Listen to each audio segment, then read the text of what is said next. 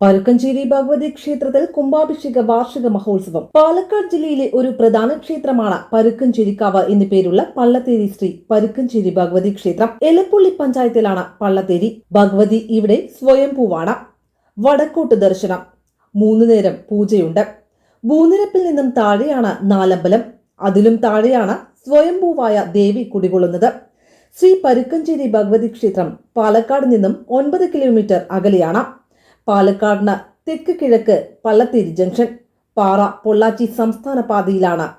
ഇവിടെ നിന്നും 1 കിലോമീറ്റർ ദൂരത്താണ് ക്ഷേത്രം. 16-ാം നൂറ്റാണ്ടിലെ ഒരു ഐതിഹ്യത്തിൽ നിന്നും അറിയാൻ കഴിയുന്നത് ഈ ക്ഷേത്രോൽപത്തിയുടെ അത്ഭുത ചരിത്രമാണ്. പുരാതന കാലത്ത് ഈ പ്രദേശത്ത് കാടുകൾ ഉണ്ടായിരുന്നു.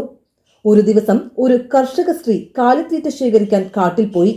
അടുത്തുള്ള ഒരു ഗ്രാനൈറ്റ് കല്ലിൽ അരിവാൾ മൂർച്ച കൂട്ടുമ്പോൾ അതിൽ നിന്നും രക്തമൊഴുകി. അപൂർവ പ്രതിഭാസം കണ്ട അവർ ഉടൻ തന്നെ ബന്ധപ്പെട്ട എല്ലാവരെയും വിവരമറിയിച്ചു. അവർ ഒരു പ്രശ്നം ഉന്നയിച്ചു. രക്തം ഒഴുകുന്ന ശിലയ്ക്ക് വനദുർഗ ദേവിയുടെ ശക്തിയുണ്ടെന്ന് വെളിപ്പെടുത്തി.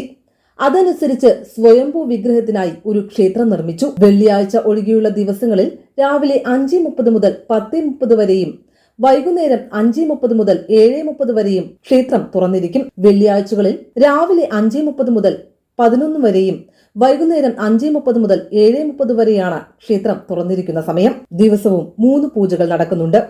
ക്ഷേത്രത്തിലെ 30ാമത് കുംഭാഭിഷേക വാർഷിക മഹോത്സവവും ലക്ഷാർച്ചനയും കഴിഞ്ഞ മാസം 23 മുതൽ 26-ാം തീയതി വരെയും നടന്നു.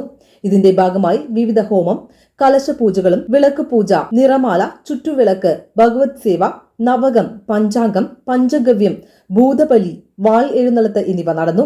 പാണ്ടിമേളവും താലപ്പൊലിയും ഉത്സവത്തിന് കൊഴുപ്പേകി. നൃത്തനൃത്യങ്ങൾ, ബാലി തുടങ്ങിയ കലാപരിപാടികൾ ഉണ്ടായിരുന്നു. അന്നദാനവും നടന്നു. ഇഷ്ടവരപ്രദായിനിയായ ദേവിയെ തൊഴുത് വരം നേടാൻ ഉത്സവ ദിനങ്ങളിൽ ഭക്തരുടെ തിരക്കായിരുന്നു.